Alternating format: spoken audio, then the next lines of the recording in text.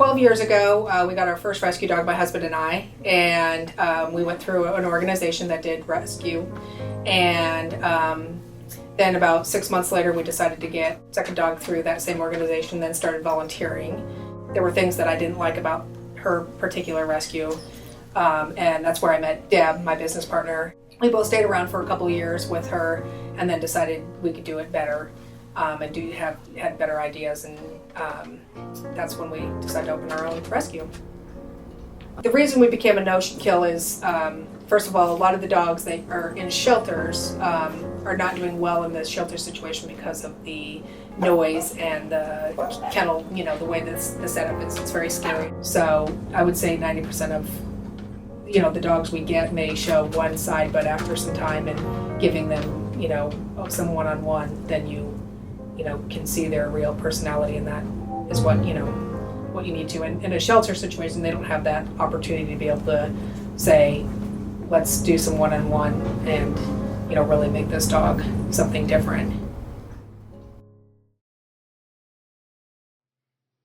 I really 100% think people should get foster dogs. You just cannot believe the joy they'll give people. My name's Patty Partridge, and I got my dog from Oregon Dog Rescue. I have been a volunteer there for since last February, several months, and did walking and then fostering and cuddling.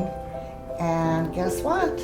I fostered him after several, and I couldn't let him go because he had pneumonia, scared to death, wouldn't look up on his little ball, and had been running the streets. And I think when I cuddled him, I knew what he was about. And I wasn't going to get another dog. I was not. But I found out that little dogs are really precious. These dogs that are so emotionally and physically down, the dogs that won't look at you, sometimes they're frozen. I spent about 3 hours each day there, cuddling them, singing to them, though I sing like a frog, they don't know that. And eventually, after 2 or 3 days, I've got my cuddle blanket.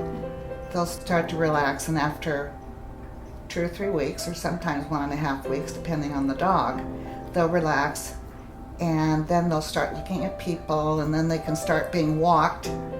By that time, they're ready for adoption. These dogs, I'm convinced, are ever grateful that you adopt them. Ever grateful.